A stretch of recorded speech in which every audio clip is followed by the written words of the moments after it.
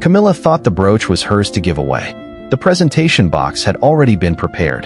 The recipient had been selected. Palace staff were only waiting for the final handover. Then William saw it. "Stop. Nobody touches that brooch." Camilla was stunned. She insisted the piece came from the royal jewelry collection and had been available for official use for years. But William remembered seeing it somewhere else. Not on Camilla. Not in a crown inventory. On Diana. That alone wasn't proof. So William called for the palace jeweler. The jeweler examined the diamonds, the setting, and the enormous blue stone. Everything appeared consistent with an important historic piece. Then he turned the brooch over and stopped. Hidden beneath the setting was a tiny marking that didn't correspond with the palace inventory number. The room suddenly went quiet, because that marking led to an older jewelry record, and beside the matching entry was a name William never expected to find there. Diana. But even that wasn't the biggest discovery. When lawyers traced how the brooch had entered the royal collection, they found no document proving it had ever been transferred to the crown. Meaning Camilla might have been preparing to give away something the palace never actually owned. And when William discovered who Diana's records said should receive it next, the entire argument changed. Before we uncover what the jeweler found beneath that brooch, hit like, subscribe, and tell us, which city are you watching from? Nobody expected William to stop the presentation. Palace staff had spent the morning preparing several items for an important formal gift. Everything had already been checked, photographed, and placed inside presentation cases. Then Camilla selected one final piece. A magnificent sapphire and diamond brooch. The blue stone caught the light as an assistant carefully lifted it from its case. Camilla nodded. "That one." Staff began preparing the paperwork. Then William entered the room. He was halfway through a conversation when he noticed the brooch. He stopped. His eyes remained fixed on it. "Where did you get that?" Camilla looked surprised. "From the collection." William stepped closer. For several seconds, he said nothing. Then his expression changed. "Don't give that away." The room went silent. Camilla stared at him. "Excuse me." William pointed toward the brooch. "I've seen it before." Camilla immediately understood what he meant. "William, your mother wore many pieces from the royal collection." "I know. That was the problem." William couldn't remember whether Diana had simply worn this brooch, or whether there had been something more personal attached to it. Camilla became impatient. "This has already been cleared." She asked an assistant for the inventory file. Within moments, a card was placed on the table. There it was. A royal collection reference. Acquisition information. Storage location. Everything appeared to support Camilla. She pushed the card toward William. "There. It belongs to the palace." William read it carefully. For a moment, nobody spoke. Then he picked up the brooch's case. A small handwritten reference was visible inside. William compared it with the inventory card. Once. Then again. The numbers were different. Camilla noticed his expression. "What?" William turned the case toward her. "If this is the correct inventory record." He tapped the second number. "Then what does this number belong to?" And suddenly, nobody in the room wanted the brooch leaving the palace. The presentation was immediately suspended. Nobody removed the brooch from the room. William placed the inventory card beside the case and looked at the two numbers again. They weren't even close. Camilla remained unconvinced. Old jewelry gets renumbered all the time. William nodded. She could be right, which was why he wasn't making an accusation. Get the jeweler. Less than an hour later, the palace jeweler arrived. He examined the inventory card first. Then he carefully lifted the brooch beneath a bright inspection lamp. The sapphire, the diamond setting, the clasp. Nothing appeared unusual. Then he turned it over. There, beneath the mounting, was another tiny marking. The jeweler stopped. William noticed immediately. "That's the number?" "Part of it." Camilla stepped closer. "What does that mean?" The jeweler explained that the modern inventory number had likely been added when the brooch entered the palace catalog. But the smaller marking was much older. It belonged to an earlier system. William looked toward the archivist. "Can you trace it?" Several old jewelry ledgers were brought from storage. The first contained nothing. Neither did the second. Then the archivist opened a ledger that predated the modern catalog. He began running his finger down the entries. Suddenly, he stopped. William leaned forward. "Found it." The archivist didn't answer. He checked the brooch again. Then the ledger. Same number. Same description. Large blue sapphire. Diamond surround. Private jewelry record. Camilla looked impatient. "So whose was it?" The archivist slowly turned the ledger toward William. William read the entry. His expression changed instantly. There was a date, a description, and beside them, Diana's name. Camilla immediately shook her head. That proved she wore it. Nothing more. The jeweler looked back at the ledger. No, ma'am. He pointed to 2 words written beneath the entry. William read them aloud. Personal property. And suddenly, the question was no longer whether Diana had worn the brooch. It was whether the palace had ever owned it at all. William kept staring at the 2 words. Personal property. Camilla immediately challenged the conclusion. Diana's name appearing in a ledger doesn't prove she owned it. William looked up. She could have been assigned the piece, Camilla continued. She wore royal jewelry constantly. William nodded. Then prove that.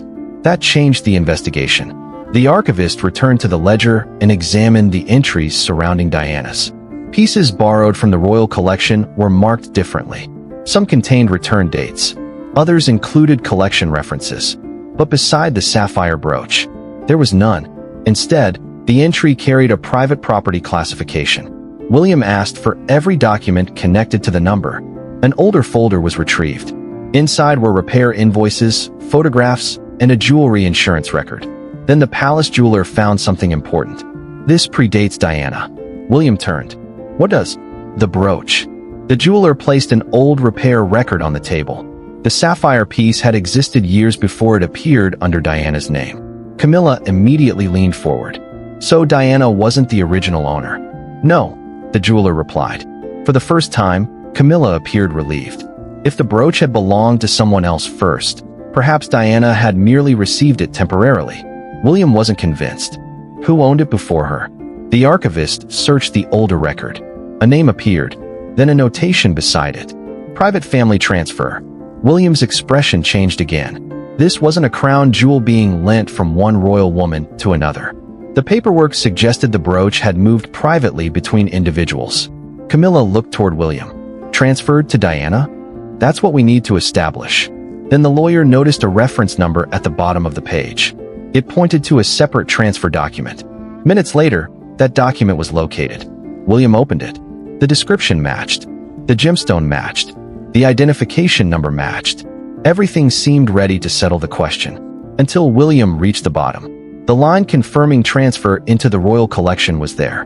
But the space where authorization should have appeared was completely empty. No signature. No approval. Nothing. William looked toward Camilla.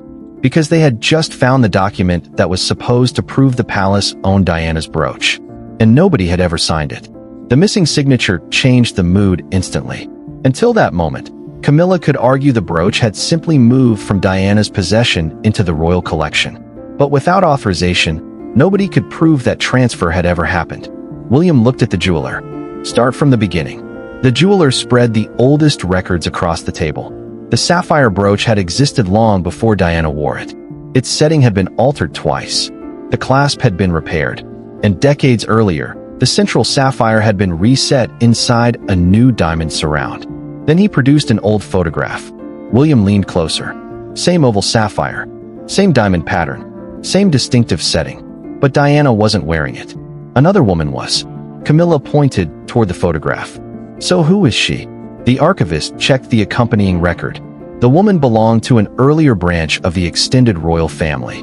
But the crucial detail wasn't her identity. It was how the brooch left her possession. Private family gift. Not crown allocation.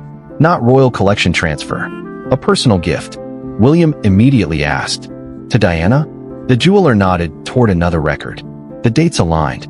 The identification mark aligned. And an insurance entry later placed the same brooch among Diana's privately recorded jewelry. Camilla went quiet. William looked at her. If this was privately given to my mother, how did it end up in the palace collection? Nobody answered. Then the lawyer returned to the unsigned transfer form. He examined the date. The document had been prepared after Diana's death. Someone had apparently begun the administrative process of moving the brooch into the royal collection. But the final authorization had never been completed. William tapped the empty signature line. So this was never transferred? The lawyer chose his words carefully. We cannot prove that it was. Camilla stared at the brooch. Then the jeweler noticed another notation on the old insurance record. 3 words. Retained for family. William looked toward the lawyers. Because if Diana's brooch had never legally entered the royal collection, then the next question was unavoidable. Who inherited it? Camilla wasn't ready to surrender the brooch. She looked at the unsigned transfer document, then at William. "You're treating missing paperwork as proof." William shook his head. "No, I'm treating it as a reason to stop." That distinction mattered. William wasn't claiming the brooch for himself. He wasn't even claiming it belonged to Diana's estate yet. He was saying something much simpler. Nobody was giving it away until they knew. Camilla pointed toward the modern inventory card. "For years, this piece has been stored with royal jewelry. It has a palace number. Staff have treated it as part of the collection." William didn't disagree, but none of that explains how it got there. Camilla's frustration grew. "You think I knew this?" William looked directly at her. "I never said you did." The room became quiet. This wasn't an accusation that Camilla had knowingly taken Diana's jewelry. The mistake could have happened decades earlier. A private piece could have entered palace storage, received a modern inventory number, and slowly become treated as institutional property. But Camilla still wanted an answer. "If it isn't mine to give away, and it isn't the palace's." She looked at William. "Whose is it?" William turned toward the lawyers. Nobody could answer from the jewelry records alone. The unsigned transfer established uncertainty. The private property ledger established Diana's connection. But inheritance required something else. One lawyer finally spoke. "We need Diana's estate records." William's expression changed. "Get them." Hours later, a sealed archive file was brought into the room. The first pages listed personal possessions, then jewelry. William followed each entry carefully. Necklaces, earrings, bracelets, but no sapphire brooch. Camilla noticed. "It's not there." For a moment, it appeared the trail had ended. Then the lawyer turned another page. A separate heading appeared. Personal items retained for family distribution. William leaned closer. Several pieces were listed only by identification number. He searched them, then stopped. There it was. The same number hidden beneath the brooch. And beside it was a handwritten reference to another document. Sealed jewelry schedule. William looked up, because somewhere inside that schedule was the answer Camilla had demanded. Who Diana intended the brooch to reach next. The words changed everything. Sealed jewelry schedule. William looked at the lawyer. "Where is it?" Nobody knew immediately. The reference was old, and unlike the ordinary estate records, the schedule had apparently been stored separately. Camilla folded her arms. "So we're now searching for a document nobody has seen in years?" William didn't respond. The identification number was enough reason to keep looking. An archivist disappeared into the records room. Nearly an hour passed. Then he returned carrying a narrow sealed folder. William immediately recognized the reference number written across the front. The same number hidden beneath the brooch. The lawyer carefully opened it. Inside were several pages describing pieces of Diana's personal jewelry and instructions for how they should remain within the family. William scanned the first page. Nothing. Second page. Nothing. Then he reached the third. Sapphire and diamond brooch. Camilla stepped closer. There it is. William read the provision beneath it. The brooch wasn't assigned directly to William. It wasn't assigned to Harry either. Instead, it was to remain protected through Diana's sons until it could pass to a future female descendant. William stopped. Camilla noticed immediately. "What?" He read the wording again. There was no Charlotte named on the page. There couldn't have been.